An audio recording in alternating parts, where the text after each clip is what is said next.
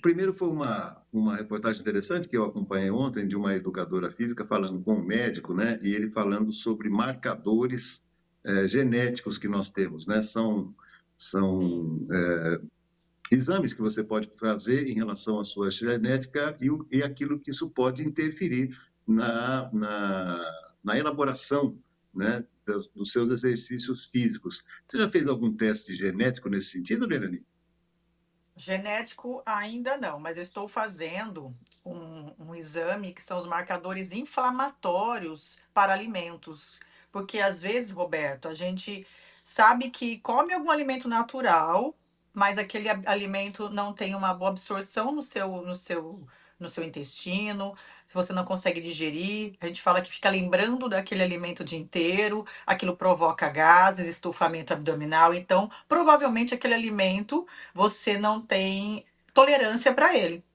Então, existe várias intolerâncias, não só a lactose, não só o glúten, que são os mais famosos e os vilões. Tem várias intolerâncias. Então, a gente precisa, sim, observar quais são os marcadores inflamatórios também, principalmente alimentar.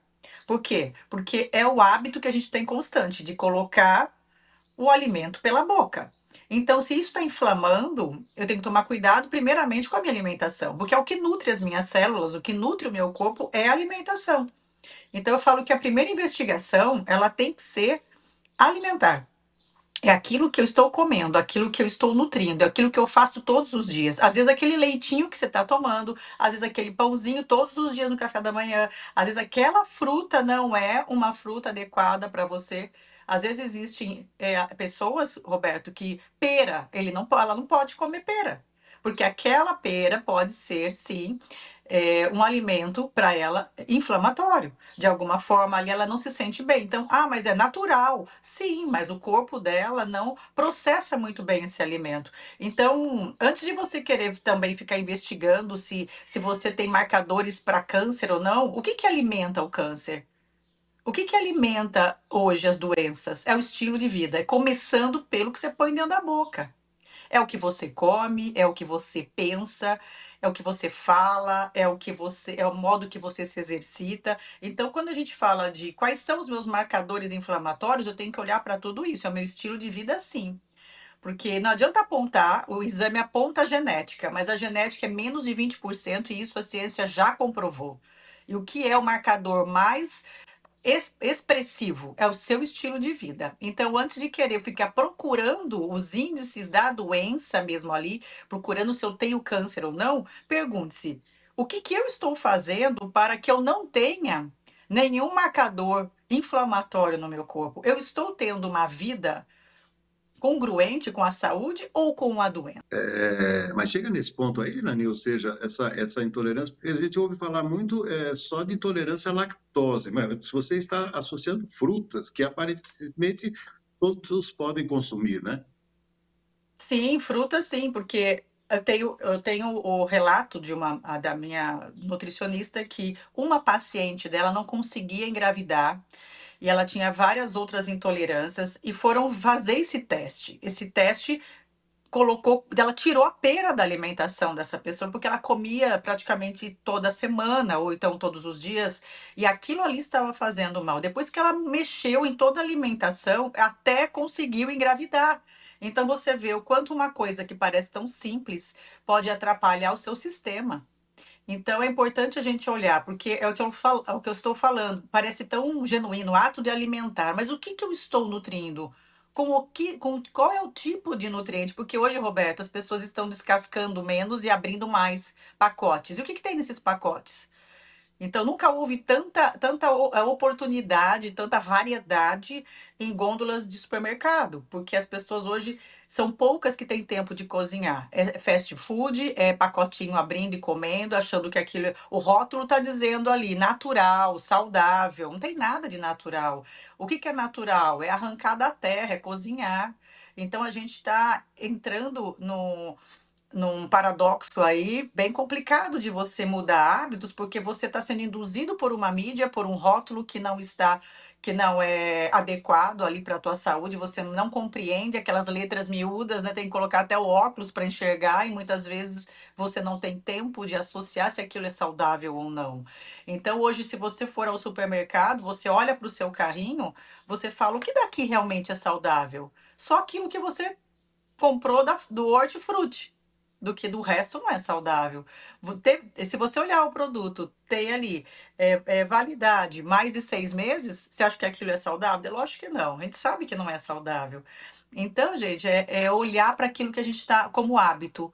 É aquele hábito alimentar. Então, se você tem alguma intolerância, se você tem estufamento, se você tem, às vezes, dores no estômago, ou então pela pele, se você tem muito acne, se você tem coceiras, você pode ter certeza que é da alimentação. Então, a primeira investigação, Roberto, é fazer um teste de marcadores para saber se você é intolerante ou não àquele alimento que você está fazendo uso constante. Porque, na verdade, não é uma vez ou outra. Eu sempre brinco, eu falo, olha, gente, eu como churros uma vez por ano. Se aquilo ali, com certeza aquilo não faz bem para minha saúde. Mas uma vez por ano, às vezes eu como um churros porque aquilo é delicioso, né? A gente lembra da infância, fritura, leite condensado, aquela coisa deliciosa. Agora, faça uso disso toda semana. Come batatinha frita todo dia. Come o lanche do McDonald's toda semana. Será que aquilo não está fazendo? O que aquilo está promovendo dentro do meu corpo para que meu corpo tenha que expulsar todas aquelas químicas que tem dentro do lanche, né? Existe uma pesquisa que uma americana que ela mostrou um lanche do McDonald's guardado 20 anos e como que ele estava, intacto, né? Intacto. Então nem as bactérias queriam comê-lo. Então é bem isso, Roberto. A gente começa a ter consciência daquilo que a gente bota para a boca todo dia. Porque eu falo que o buraco aqui é bem grande, cabe muita coisa. E a gente não processa de uma forma consciente se aquele alimento tá. Eu tenho que pensar se aquilo ali está nutrindo, se aquilo está contribuindo ou se aquilo vai inflamar o meu corpo.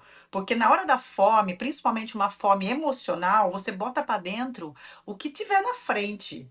E isso que vem burlando muitas dietas, é isso que vem fazendo com que a obesidade tenha sido aí a epidemia no mundo inteiro. Hoje, crianças obesas, coisa que a gente não ouvia falar. Por quê? Porque, na verdade, nós estamos comendo as nossas emoções. Porque ninguém tem fome de doce, ninguém tem fome de pizza, ninguém tem fome de lanche.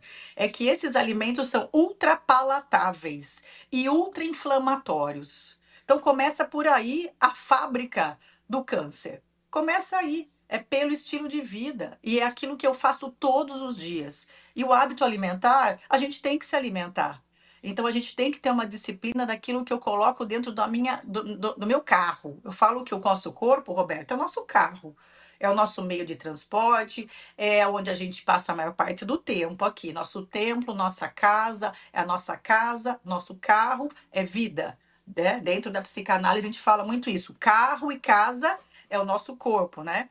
Então a gente dá sempre esse exemplo. Como você está cuidando da sua casa? Como você está cuidando desse seu carro? Se você tivesse aí uma Porsche, uma Lamborghini, qual é o tipo de combustível que você colocaria? Você teria coragem de colocar naquele posto lá sem bandeira um combustível aguado, totalmente adulterado? Num motor desse, sabendo o quanto essa máquina é perfeita, o quanto ela pode andar na sua potência, você vai colocar um alimento, uma gasolina mais ou menos para correr o risco desses motores explodir? Você não faria isso com o teu carro. Então, por que você faz isso com a sua própria vida? Então, quando a gente faz algumas analogias assim, de carro e vida, a pessoa para pensar, falar realmente, o que eu estou fazendo com a coisa que mais importa, a minha vida, a minha saúde. Porque tem outra questão também, né, minha amiga? Quando você vai no supermercado, você está passando perto ali do caixa, né? Normalmente só tem porcariada ali, né? Doritos, Cheezitos, é um queijo processado, é alguma coisa assim. E eu percebo muito o comportamento das crianças, né? Isso é quase inevitável. Os pais têm que orientar. Porque se deixar uma criança no supermercado, lota o carrinho só com bobagem, né?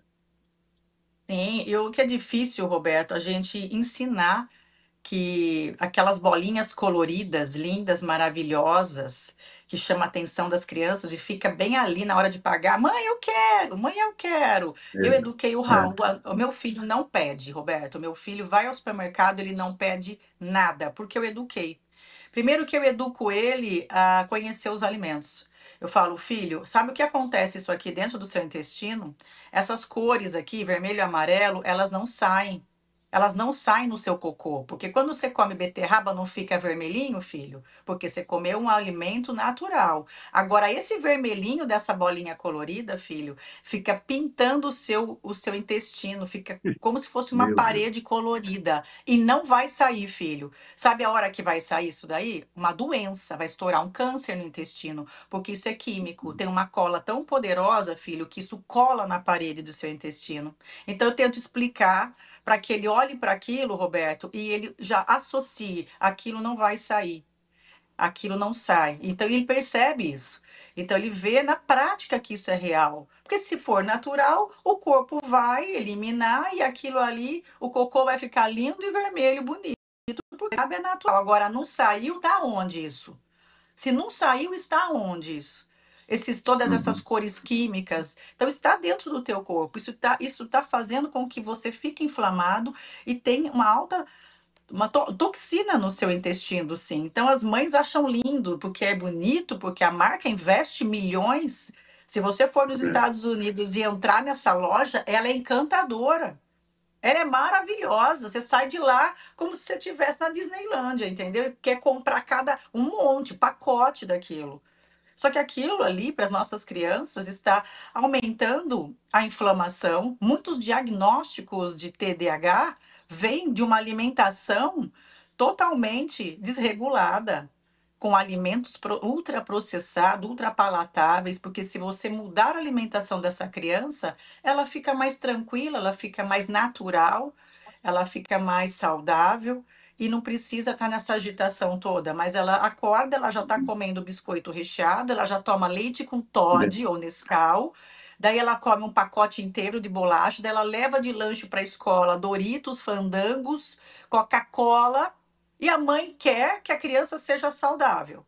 Da criança é, não para, dela tá hiperestimulada porque é aquilo que a mãe oferece, porque a mãe não tem tempo de cozinhar, porque a mãe está muito ocupada com o trabalho, com outras coisas, ou também perdendo muito tempo no celular. Então é isso, a nossa geração está adoecendo por falta de comportamento, Roberto. É comportamento. E não é escola que ensina isso, é pai e mãe. Então, se o seu filho está hiperativo, se o seu filho está obeso, se o seu filho está com algum problema comportamental, o problema está com o pai e com mãe que não mudou os seus próprios hábitos para educar um filho. E isso é muito sério, porque a educação começa pelos adultos. Só que o problema é que os adultos estão infantilizados e você observar a alimentação daquele pai, daquela mãe, também é leite com todinho, é sucrilhos, é bolachinha recheada, é chocolatinho. Por quê? Porque eles também estão comendo as suas emoções que não foram trabalhadas. São todos imaturos para construir hábitos saudáveis. Então, quer ter filhos? Primeiro, cure as suas emoções para que você possa educar pessoas saudáveis. Porque enquanto você não der o exemplo, o seu filho vai continuar reproduzindo o seu comportamento.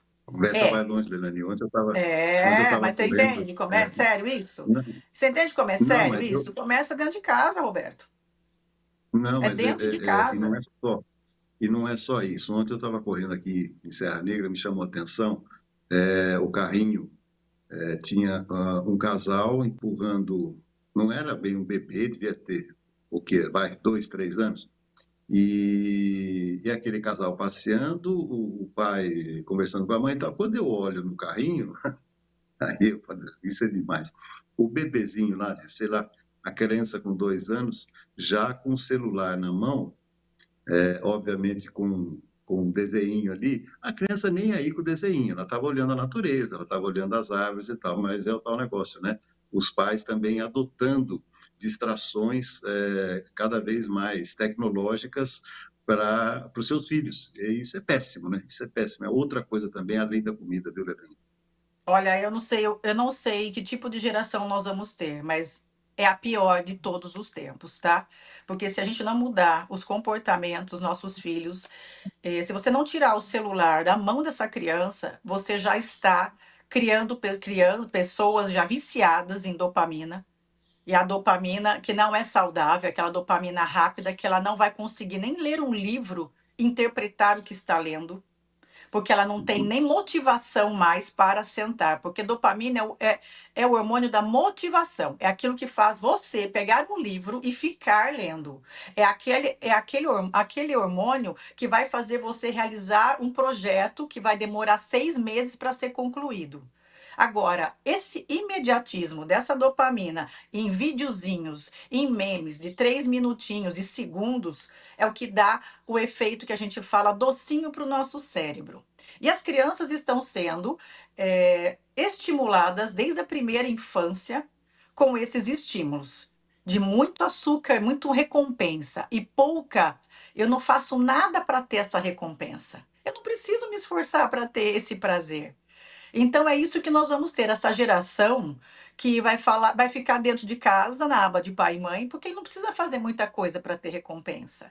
Depois nós vamos exigir que nós tenhamos uma sociedade inovadora, mas de pessoas que não foram estimuladas no seu cognitivo natural e saudável, foram atrofiadas no seu córtex pré-frontal, que é a área do cérebro que eu preciso desenvolver e só tem maturidade aos 28 anos, mas eu preciso desenvolver para que eu seja uma pessoa criativa, que eu tenha Uhum. decisões assertivas. Agora, como vai ser, Roberto? Como vai ser essa geração que acostumou tudo com premiação rápida, sem nenhum esforço? É isso que eu me preocupo. E é por isso que eu, dentro de casa, eu tiro o celular, eu não dou o celular, porque o pai decidiu dar o celular, mas a mãe decidiu não dar. Então eu escondo mesmo. Aqui não se usa celular, aqui não tem joguinho. Por quê? Porque isso daí é uma arma na mão da criança. Porque isso daí eu estou criando uma criança incompetente. Incompetente para arrumar uma cama, incompetente para ler um livro e saber interpretar, incompetente para fazer o cérebro trabalhar na sua imaginação e criatividade.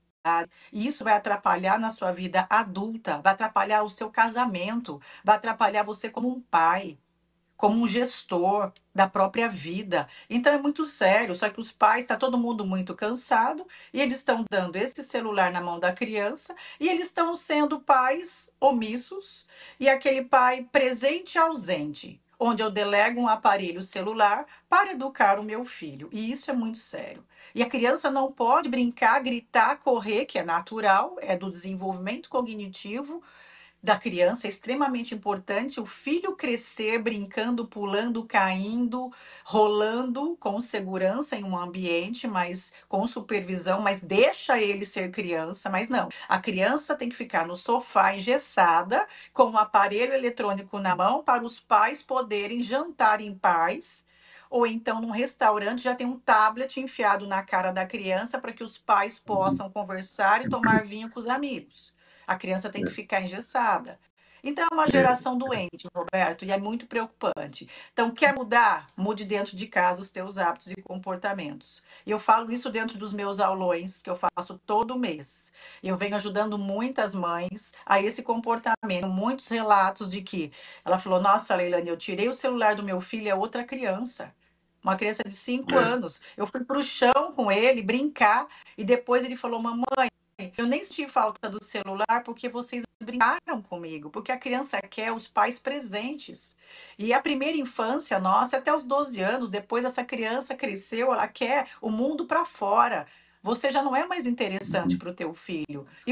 E muitos pais estão negligentes com isso e perdendo essa memória afetiva com teus filhos e depois não vai ter tempo, Roberto.